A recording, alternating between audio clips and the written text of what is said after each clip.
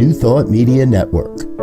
We are a global broadcast network of positive music, media, and entertainment, inspiring humanity's evolution along the journey of enlightenment and creating a world of love, peace, empowerment, and prosperity for all. New Thought Media Network. Positively inspiring.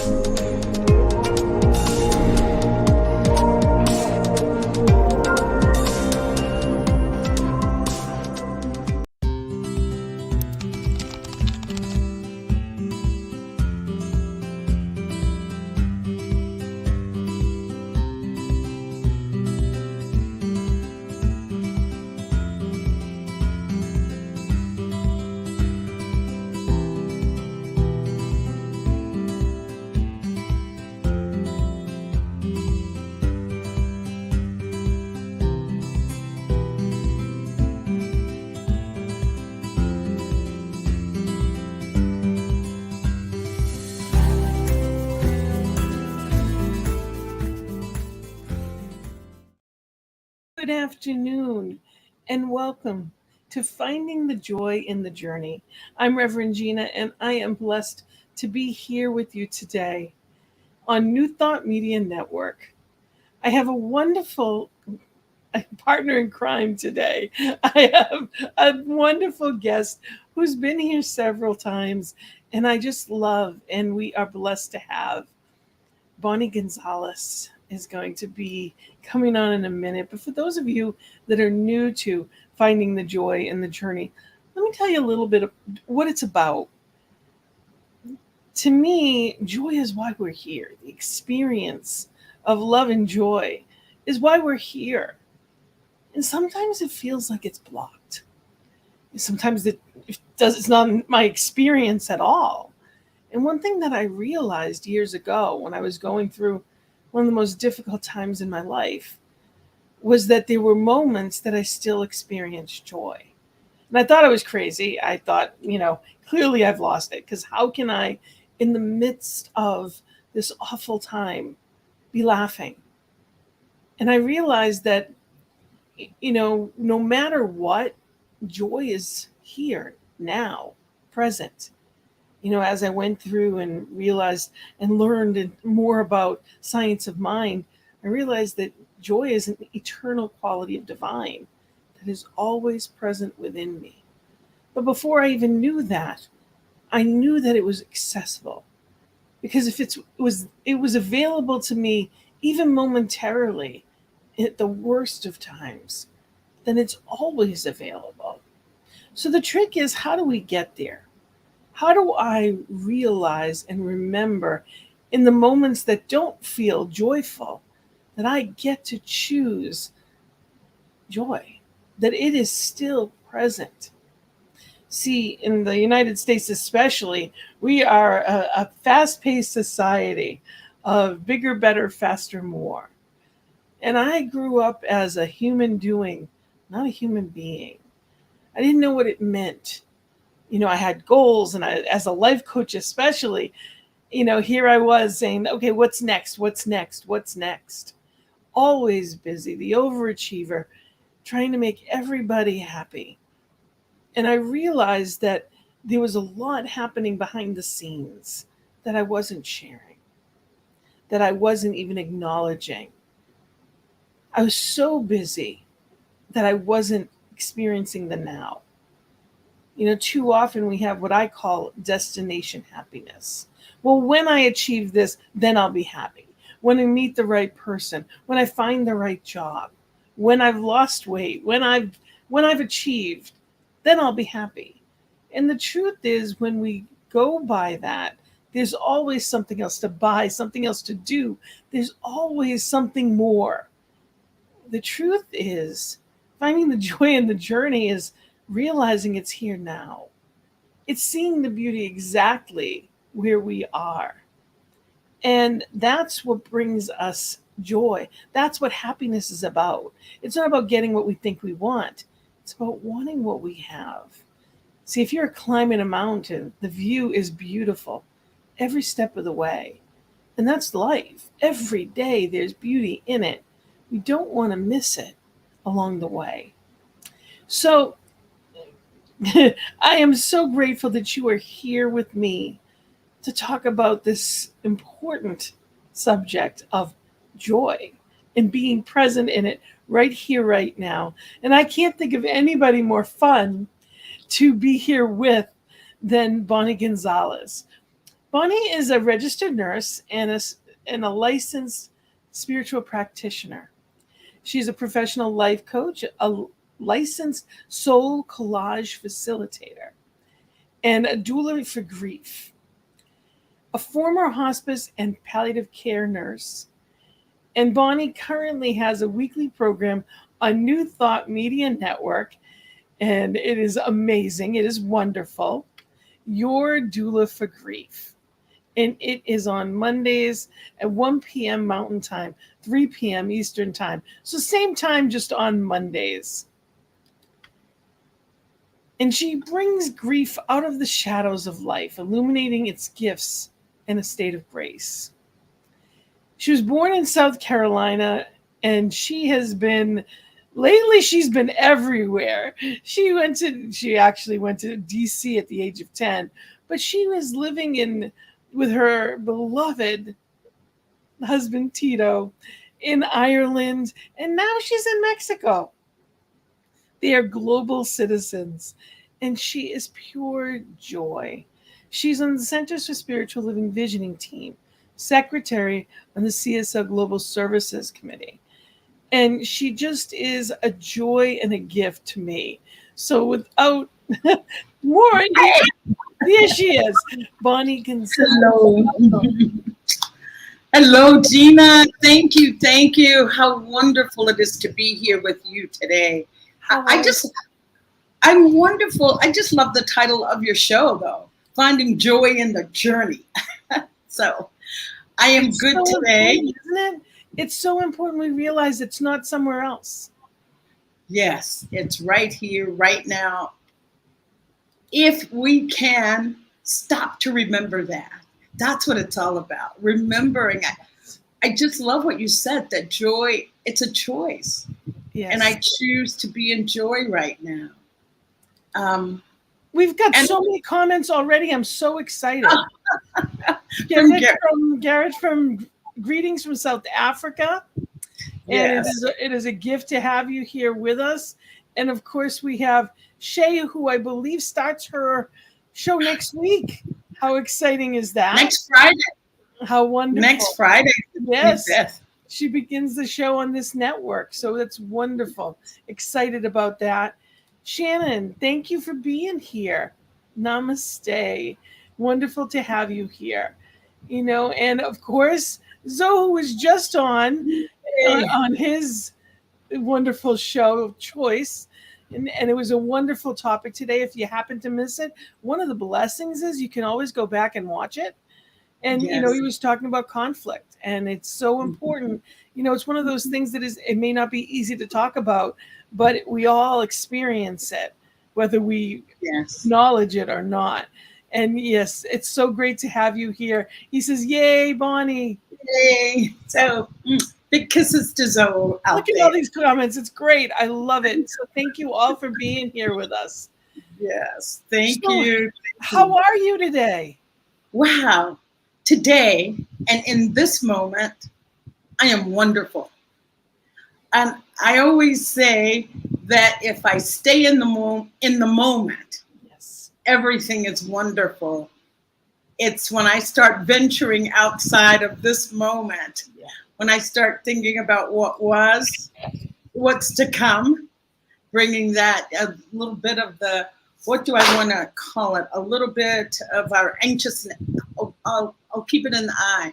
A little bit of my anxiousness about the future based on past experiences. That's where anxiety creeps in. But if I stay in the now.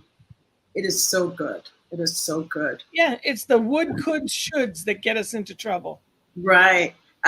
Could I share just a quick little story? Of course. About being in the joy? I had not been to Ireland for 2 years, and I have a sweet little granddaughter who was 3 when I left, going back, she's 5. And when I got the ticket to go, it was like, oh, I can't wait. I'm so excited. But then I thought, Gina, really, my mind has that split second where I was totally in joy. I was going to see my granddaughter. Also, oh, I'm going to cry so hard when I leave. I was like, I was already into the future, had already had the visit, and I was sad. So while I was there, in the back of my mind, I was thinking it's going to be a hard goodbye. But I said, no, I am going to be in the moment. I'm going to be in every moment with this sweet little being. And it was just, oh my goodness, it was just an exquisite visit. And yes, the goodbying was hard. Not trying to, I was just telling you that Zoe calls it a spiritual overpass. I wasn't trying to do a spiritual overpass. I allowed myself that night to just cry and be with that sadness, because I just love that little being so much. What's her name? Her name is Emma, little Emma. So, yes, and so I was telling little Emma, because children have that ability to live only in the moment, in the moment. Yeah, wonderful teachers if we let them. Yes. So I was telling my sweet little Emma, and she calls me Lola. I've always loved that, from Tagala, Grandma's Lola. So I was just telling her, I said, Emma, tomorrow Lola's going to get on a plane, an airplane that's going to take her far, far, far away. And she won't be able to visit you every day. And she looks at me and she says, but Lola, I love you. So I said, well, I'm going to call you from the plane once I'm on the plane, and we will say goodbye again. But I couldn't call. The plane didn't have Wi-Fi, which is another sad story. But anyway, when I called her on Wednesday, the following, 2 days later or a day later, her first response was, oh, Lola, are you still on the airplane? It wasn't even like, are you at home? And when are you coming back? It was like, are you still on the airplane? It's like, no. And she was quite content. So it's about that. It is a choice. And yes, choosing joy right now, and then allowing sadness when that comes up. And that goes right along with what our topic is today. And I always, for me, I think this is an important one, because life comes at you faster than we expect it most of the time. Yes. So the topic that we're really going to talk about today is living life on life's terms. Yes. So what happens when, we're going along and all of a sudden something happens and there's emotions that come up around it. It could be grief, it could be fear, anxiety, whatever it may be. And oftentimes one may feel like another. We may have mixed emotions. Yes. But life on life's terms can be overwhelming at times. Mm-hmm. Yes, yes, yes. And to know that, I do have friends that when things start going not well, the first thing is like, oh, what did I do? Oh, bad karma. Oh, it must be my fault. This is punishment from the universe. When this is just life. For me, much of my life, there was denial. Oh, it's okay. It's okay. I'm okay. We'll get through it. No problem. It's okay. And there's a difference between having faith and being in denial. Because yes, you can know all is well, but you may not feel it. Now, for me, most of my life, it wasn't that I didn't have faith. It was more that keeping myself busy enough kept me from feeling the feelings that go with it. So I just added more. I didn't have time to slow down. I didn't have time to process. And for me, that turned out in food addiction. That turned out in hurting myself, not just that, but also emotionally, really not allowing myself to be who I was meant to be, as a result of that. Yes, yes. And Gina, you said something that maybe we could explore just for a minute. Not having time to slow down. Thinking, and where does that come from? How did we get so socialized to believe that we've got to live at a warp speed? What is that old expression? Oh, an idle mind is the devil's workshop. I didn't know you had a choice. There were so many things in life I didn't know that I had that option. I thought that would look lazy, or if I could do something for someone, shouldn't I? That's how I felt. Like if I could make someone's life easier, or if I was good at something and they asked me to do it, isn't it my responsibility to take care of them? Because I was raised to be a caretaker. So I somehow learned throughout my life that what you thought of me made me okay. So if you were happy with me, then I could be okay and feel okay. Then I was enough. But if you didn't give me that validation and you didn't praise or appreciate, then I couldn't appreciate myself. That is well said, Gina, well said. And for me, my busyness came from my self-worth, my self-identity was tied up into how much I could do. Yes. And how much of it could I do without asking for help? How much could I do with, with just like, doing it all and not falling apart? Or if you felt like you were falling apart, keeping that undercover, which only added to it. So the pressure. Yeah. And the one thing I want to let everyone know right here and right now, everyone falls apart. Everyone has anxiety. Everyone has fear. Everyone experiences all of the emotions, whether they look it or not. Whether they seem like they are calm as can be, that does not mean they're not experiencing exactly what we're all experiencing at different times. So it's really important to remember that. It doesn't matter what someone looks like. We don't know what's on the inside. Exactly. I've just read that book, Rest is Resistance, The Ministry of Naps. I love it. I love it. The Ministry of Naps. I would advise everybody to pick up a copy, because I just talked about how all that busyness, and I identified with my self-worth was tied up into that busyness. And I just remember Albert Einstein saying this, that the answer to his most complicated and difficult equations came when he was doing nothing. Yes. So physically, maybe it looks like we're doing nothing, but there's a lot that's going on inside, and especially inside the great computer.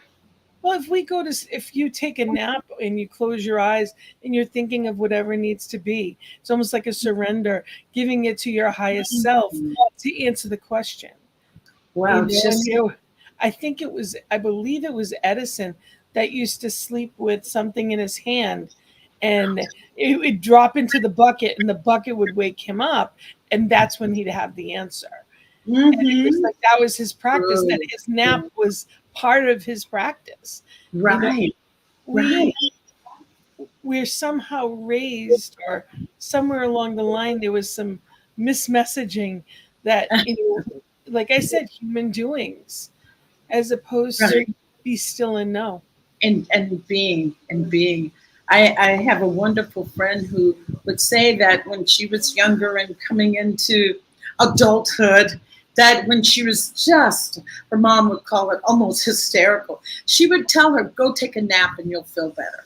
And so she has carried that throughout her life, that when she really feels overwhelmed by things or chaotic times, taking a nap, that she felt so much better, or whatever the problem was seemed to have lost its intensity and momentum when she took a nap. It's so important. It is just so important. So there's people out there. I'd love to hear from you. What are some of the things that, life on life's terms? What are some of the things that have overwhelmed you, or how do you deal with it when that happens? What is it that, how do you cope? And I'm going to ask you, Bonnie, what do you do? I mean, in some of those, there's different kinds of, anything can be overwhelming at times. Like you said, getting back on that plane after for some people, going on a diet, starting a new routine, anything can seem like too much. Yes. So what do you do? Yes. I know, Gina, I was going to say, I just have that whole sense, and maybe still in the midst of that sense of feeling overwhelmed.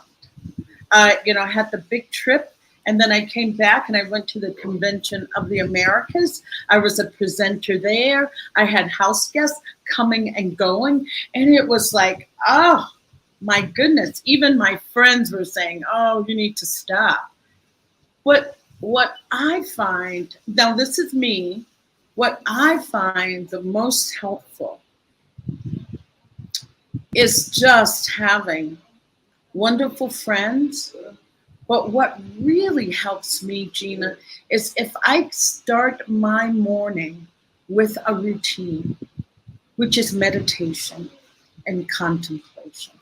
If I start my day there, it is wonderful, because what works for me, and just keeping it in the eye, is that whatever is going on, whatever I feel so emotional about, and so like, oh my goodness, this is taking me under.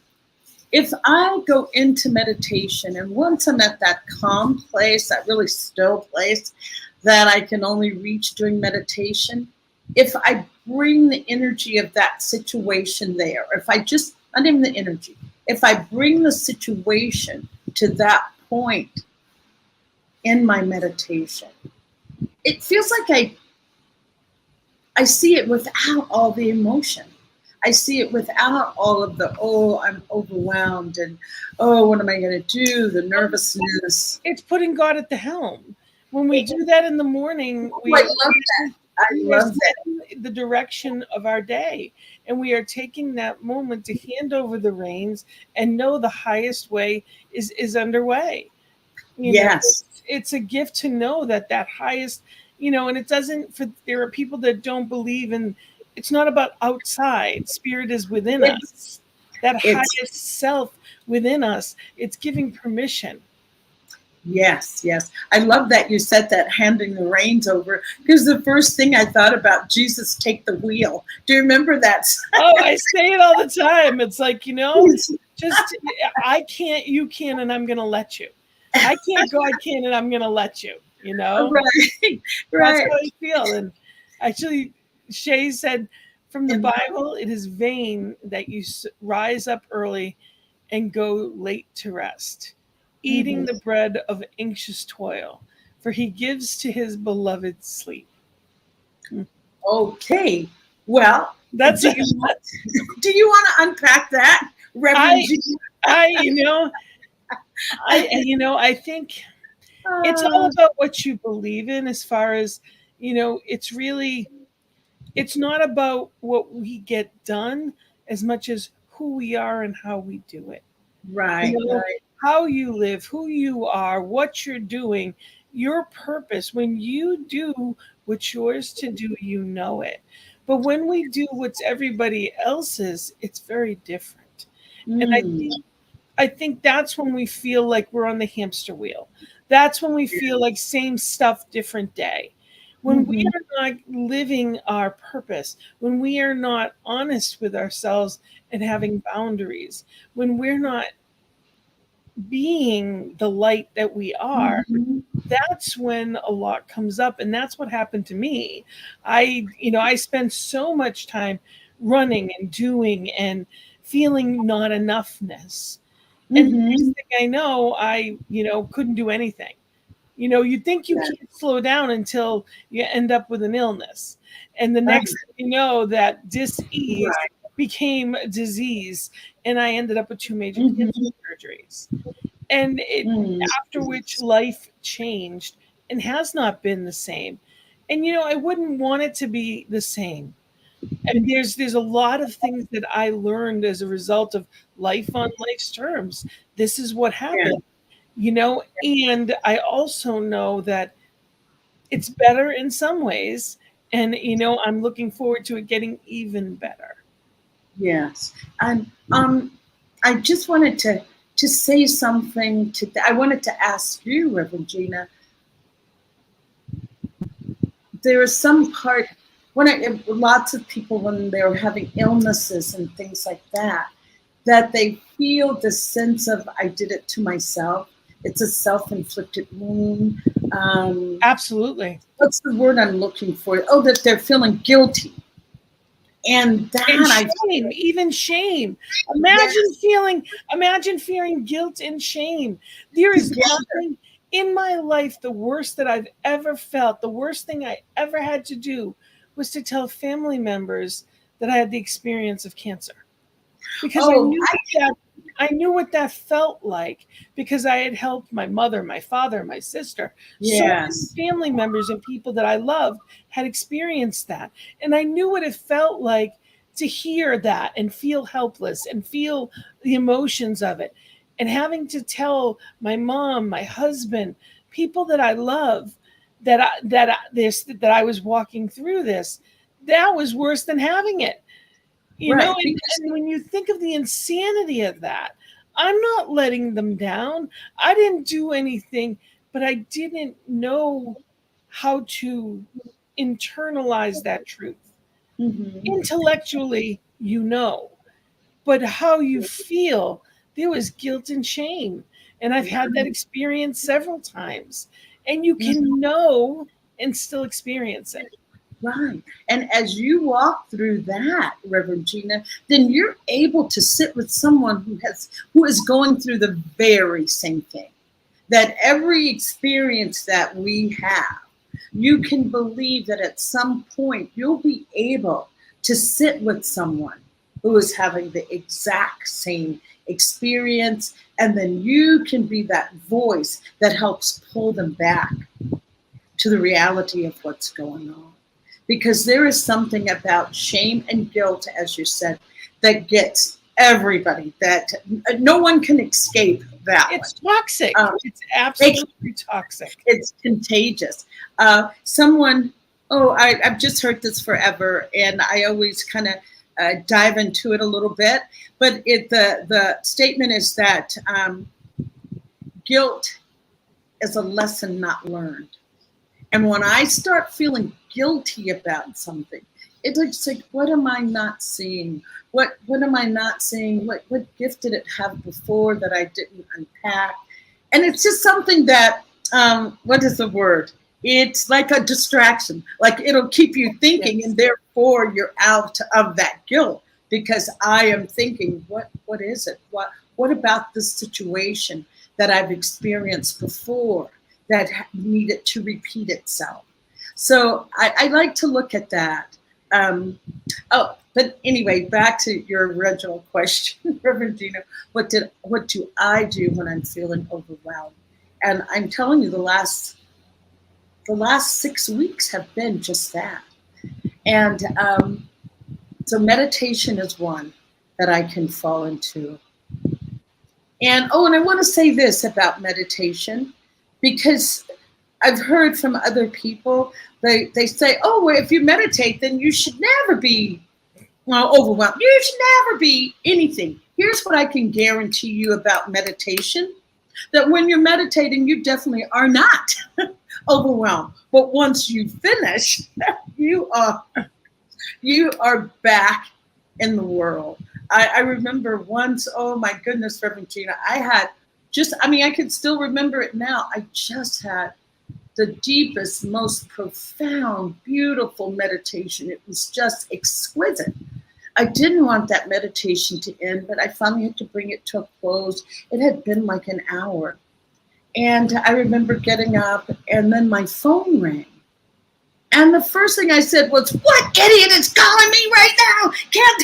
It's like, wait a minute. You just had that beautiful. So I just want to just take people off the hook about feeling like, well, I meditate, but I still get angry. I meditate and I'm still whatever. It's like, it's okay. It's okay. And if you don't meditate, it's okay too. I mean, That for years, the thought of it scared me. I was really, really bad at it for most of my life. I was really, really bad. I didn't even attempt it till my 20s.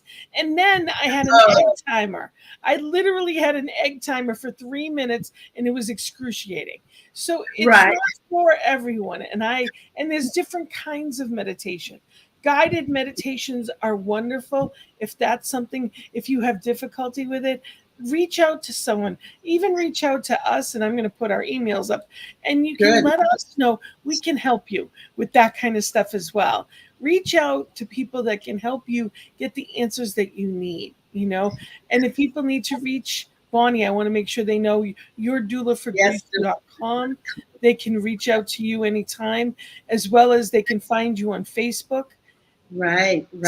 Yes, Facebook. And they can reach out to me as well. Yes. Beautiful, beautiful, Reverend Gina. And here's what I wanted to say, to add on to that meditative piece, that meditation does not have to be sitting cross-legged like a Buddha. I'll just say that, sitting. No. Do you know that you can have meditation? Zoe can attest to this. Why jogging? I have someone that jogging. I'm sorry. Why running? Jogging, it's not an acceptable term. But why exercising? That it is a form of meditation. Anything that allows that, voice to drop away and to just be in it. Painting, people that paint. I know journaling is very meditative. Listening to music or watching the ocean, watching a candlelight. There's a million different ways to watch something beautiful. Even a simple conversation, really being in a place or listening to a book on tape can be when you're just allowing yourself to receive. There's some wonderful things that there's many ways. And there's no wrong way. There's no wrong way and there's no one way. We are all individuals, just like the snowflakes. So what works for you works for you. I just say honor what works for you. And just another beautiful piece, and you mentioned it, Reverend Gina. Oh, I can put on some great music and dance. Put on my pink hat and dance. I love that hat. It's the first thing I said to you when I saw you. I love that hat. Yes. Hey, this is my joyous hat. When I have my pink hat, I'm in joy. But I was going to say something for me. Music has just this transformative or shifting my consciousness without even really realizing it.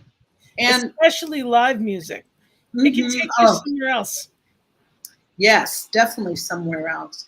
And you're talking about music. I was raised as Southern Baptist, and choirs were everything. I mean, they were just.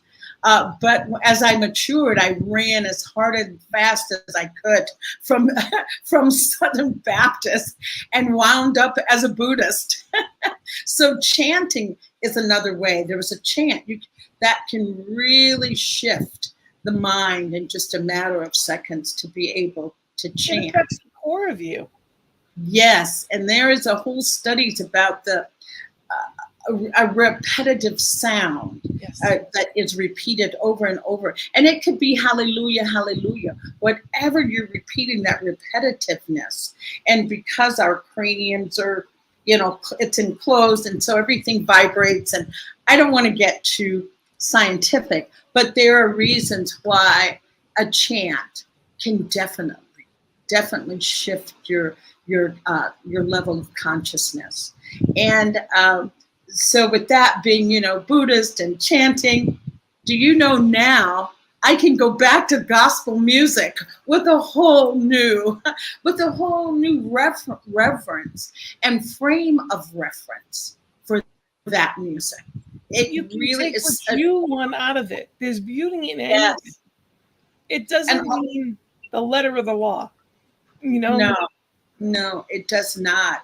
I really love the rhythm, the sounds, the voices, and so I'm just saying, find what works for you. If it's music or if it's chanting, know that it doesn't have to be anything that is prescribed or what's the word, trending or in vogue. It's what works for you. And so anyway, those are just some of the things that work for me when I'm that sense of life has done me wrong. And sometimes it feels like that. I want to go back to our topic of living life on life's terms. And it doesn't have to be something tragic, although there can be. It could be a loss. It could be a loss of a job. It could be a loss of a friendship or a marriage that's, separating or divorce. It could be empty nesters missing their children. It could be, yes, oh my gosh, it could be a diagnosis. There's so many things that happen every day. I mean, sometimes you had your heart set on going somewhere. I don't care if it was a concert or a vacation and something falls through. Yes. Oh, life happens. Right. And there's no judgment around what is, there's nothing, oh gosh, I'll put it this, there's nothing worse I'll keep it in the eye, for me to hear that when I'm sharing with someone something that I've lost and they say, oh, that's no big deal, get over it. Please, yes, please don't do that. Sometimes the smaller things are harder because it's something that feels controllable. Sometimes the big stuff, it's like, well, and you kind of anchor yourself. It's the little stuff, the car didn't start. Or, you look and something was leaking and you go take it to the mechanic and it's $500. Right. That $500. Yes. What do I do? Or I can't get to work tomorrow. There are people that are dealing with, there's all kinds of different curveballs. Yes. I try to remind myself, if something happens that I couldn't go to, well, evidently I wasn't meant to be there. What if, when I was there, something happened? And this is saving me from what could have been. There's a lot of things that, it's a lot. And sometimes it's not even an event or anything that we can see. It's just that we're somewhere and it hits us. This weekend, what a joyous occasion. Oh. I was blessed to officiate the wedding for my nephew. And oh, what joy. I can't even tell you. I was so proud, and it was wonderful in every way. And my emotions were crazy. My sister transitioned when he was 9. And from the time he was 9, I thought, even then, what's it going to be like on his wedding day? Like you said, what's going to happen when I leave and you hadn't even gotten there yet? At 9, I'm like, what am I going to do on his wedding day? And exactly, we laughed. I was happy and I was grateful. And he's a fine young man, and there were a lot of prayers and people that went into that, and I celebrated that with it. And there were moments that were tough. Yes.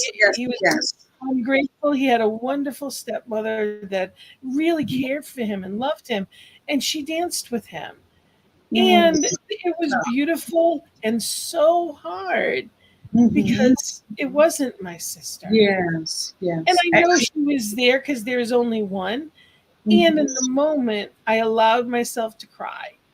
And that is exactly what I want to say. Allow yourself to feel what comes up. Allow yourself to feel what comes up.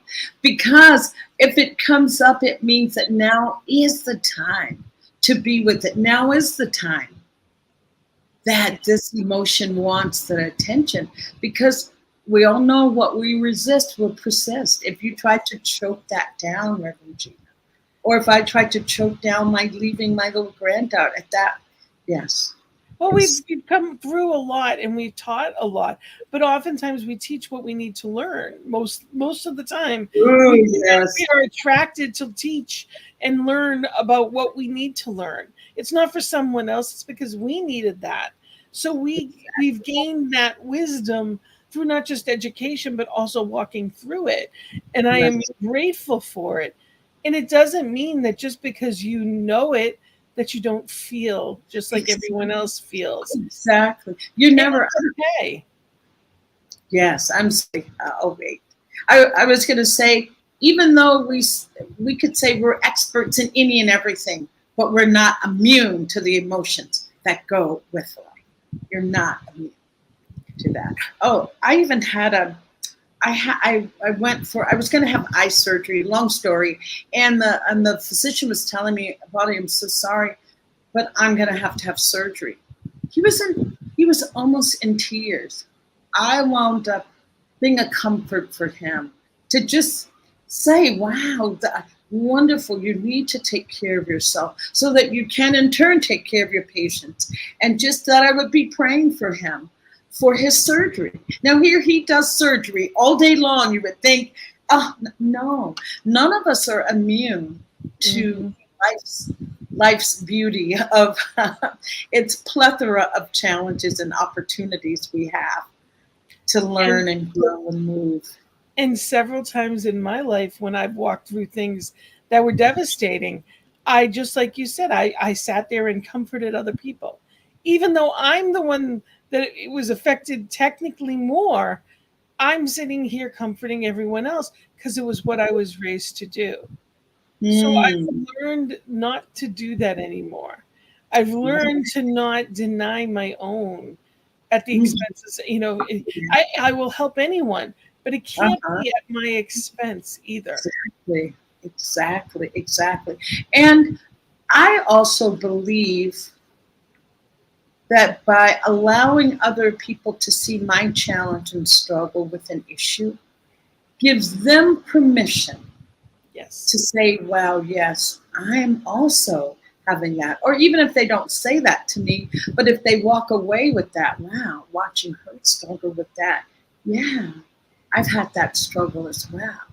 So it's part of being human. We all are experiencing, we're all on this ride together, and it's a beautiful thing because there is only one, and we can be the example, but we have to realize that sometimes everyone needs help sometimes. Yes. And allowing it in, because it comes in many forms.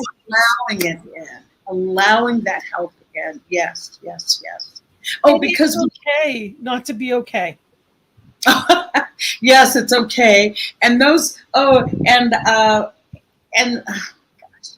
those people that say, "Oh, I'm okay. I got this. It's like I just say to them, "You got this. Only you really got it's upset and brokenheartedness that you're not speaking to, and allowing that person to be with that until they can get to the place maybe that they can speak to it. Because not at all times do people have the vocabulary to address what it is that's going on. And that's why, yes, go ahead. I was going to say a lot of times during grief, that's what happens, is you get through the initial shock of it. And when you really need someone is the following week. While you're walking through the services and whatever you're going through, there's shock, just shock. Yes. And the following week, you're sitting at home alone, and that's when you need people, and they're not calling because they think you're okay. Exactly. Or they don't know what to say. They don't know what to say. And that's when I fall back on never underestimate the power of your presence. Just your presence alone, not necessarily having to say one word, just your presence is so powerful. So even sitting with people that can't give voice to whatever the overwhelm, I'll just say, quote unquote, the overwhelm is sitting with them, just sitting with them until they are able to process that. I love hearing, I just don't know what to say. I just don't know what to do. It's like, yeah, I understand that too. Tell them that there's nothing better than, see, that we think that we have to have the wisdom and the wise words that's going to make them feel better. It's important. If you don't know what to say, you know what? I have no idea. There's nothing that I can say or do that's going to take away what you're walking through. Right. But I'm here. Right. That's plenty. I love you. I care about you. And I'm here. Yes. Or I wish I did know what to say. I really wish I had words that can make you feel better. It's the sincerity of your offer that comes through. And that's it. You're not alone. And, when we walk through life, one of the things we want to do is to build, our community, our own spiritual community of love. And sometimes it's people that we're related to, and sometimes it's not. Yes. So we can start finding those people that appreciate you. That when I call, they're not rushing me off the phone, and they don't just call me in crisis when they want something. They call because they care about me. Yes. So know who to go to when you have something that goes wrong. If something goes on, who do you call? And ask yourself that question, because you don't want to wait till that moment. Right. And I was just going to offer, I'm glad that you're saying that, because you really don't want to use that word. I think Brene Brown says it really well, is people have to earn the right to hear your story. Yes. So please don't call someone that it's not really patient, or it tends to be not so tactful. I offer, don't go to that person. Find someone else. And if you don't have someone else, that's when you get group support. That's when you call a professional. There are other ways of getting assistance to move through this versus, oh, well, my friends just aren't there. It's like, okay, if they aren't, then find a group or find a therapist. Get some emotional support. Recently I was walking through something, and I reached out to someone for some information. And there's someone that I know, I care about, I appreciate, and I respect. And the response that I got was less than loving. It was reactionary and almost like attacking is what it felt like. And I hung up the phone in tears. And I was in complete shock. I did get the information I needed, but it wasn't the way that I needed it, and it was not appropriate. And I was in such shock that in the moment I said nothing at all. I just said, thank you for your time. And I hung up. And I realized it was not appropriate. And the truth is I didn't have to do anything with that other than know it was not appropriate. I had the right to feel the way that I felt, and to know that this is not the person I go to in the future. Exactly. And they contacted me a day later, and it was late at night. It was almost midnight, and they reached out by text. And it was one of those things that I really think they felt guilty, because they knew it wasn't the best of our communication. Yes. But, I said, thank you for your time. I'm good, is basically what the response was. I don't need to make someone feel bad for feeling whatever way. I don't need to tell them this is what they said or did. I just need to know, for me, okay, that wasn't a loving exchange. I don't go back to this empty well again. And thank you, but no thank you. Right, Rev Gina. Thank you, but no thank you. And I want to offer this too, that sometimes I may not be in that place to hear someone else's concern or overwhelm, that I may not be in that place. And we owe it to ourselves to be honest with the other person. I had a friend who came over, but not, I thought was just coming for a little visit. But no, she gets there and she's really just emotionally falling apart. And so I sit down to listen to her, and she says, "Oh, but can you turn off that TV that's in the other room?" And ordered me around like my own house, because she was in such need of complete attention. And I did give her that complete attention. But in the future, I monitored myself. If I'm going to be with her, am I in a space that I can give her what she needs? And if I was not, then okay, then I'm not available. So I think being honest with ourselves and not feeling like, oh, I'm a bad friend if I don't listen, I'm not compassionate, I'm not a good therapist or good no, we're human first. We're very much human. We have voicemail for a reason.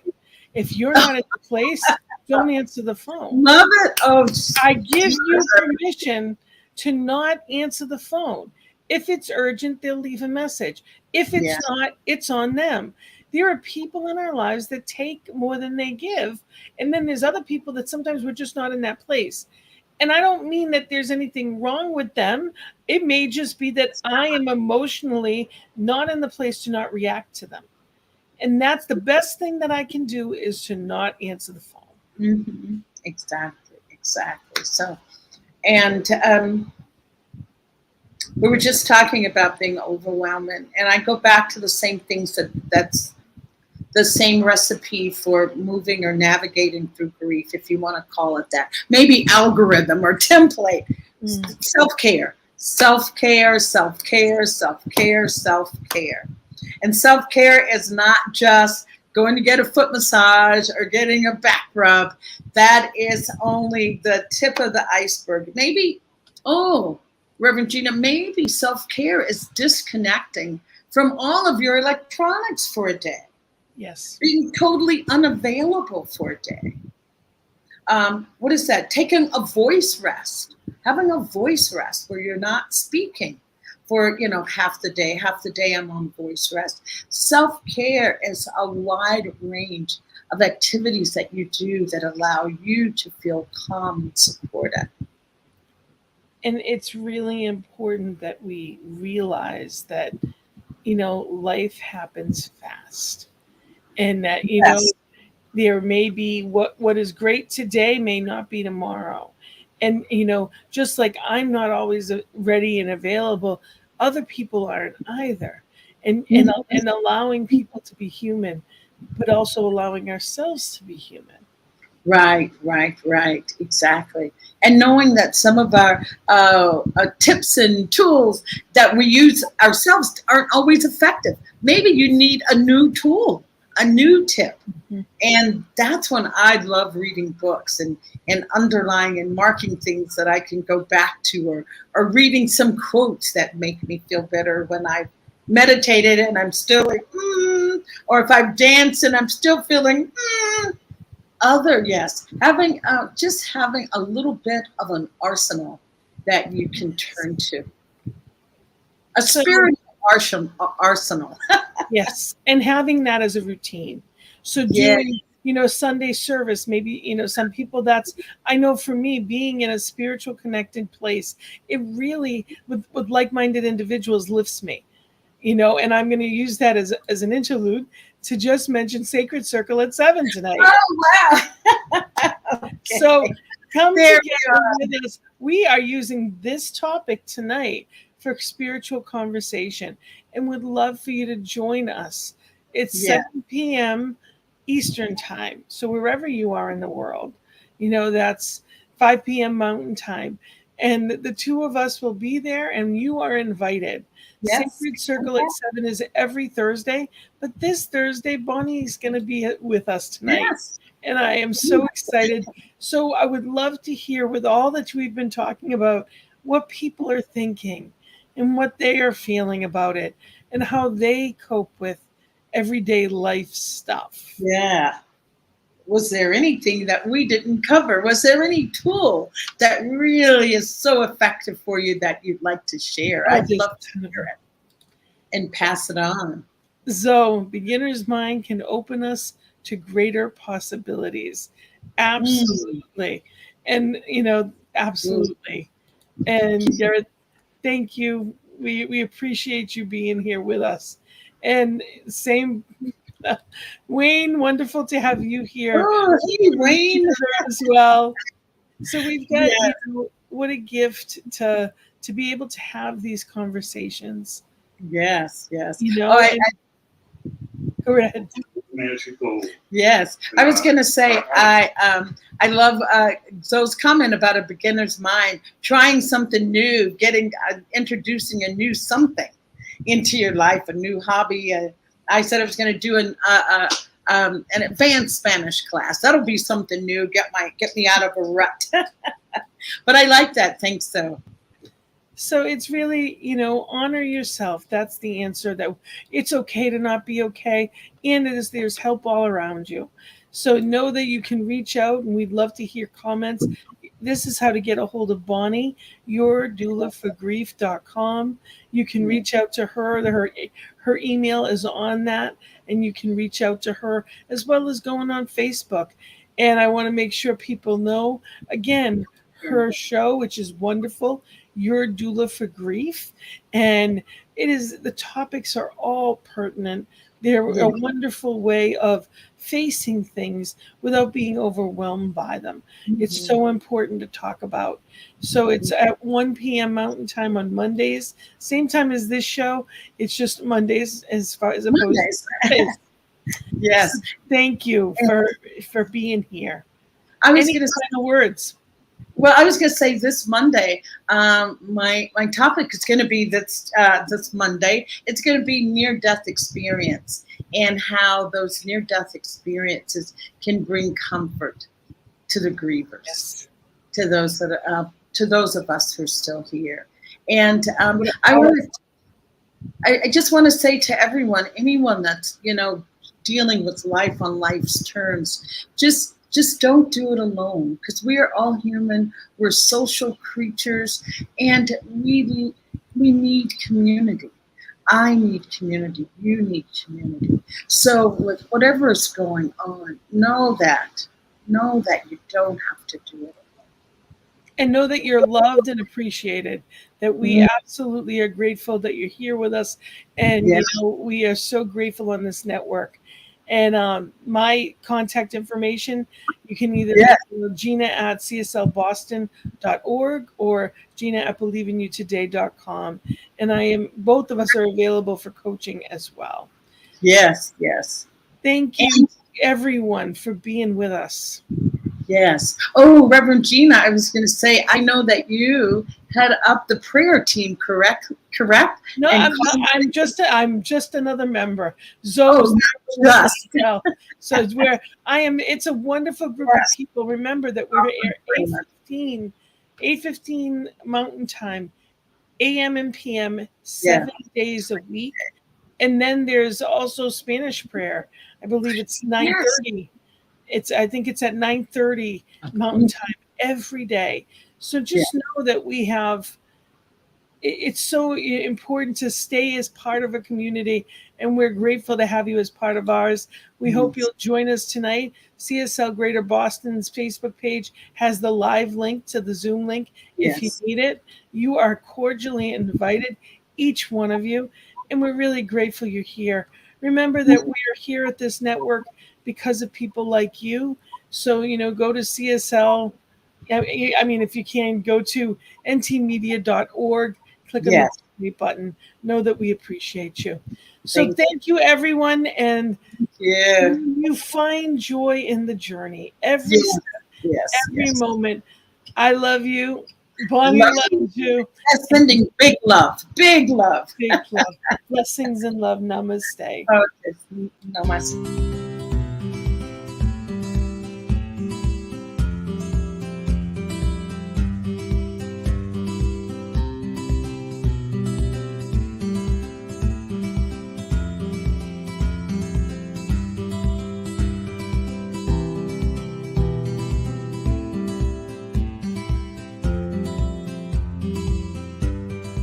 On behalf of everyone at New Thought Media Network, thank you for being a member of our virtual family. Your financial contributions help share the New Thought message with people from around the world. Please visit and contribute at www.ntmedia.org/donate. New Thought Media Network. Come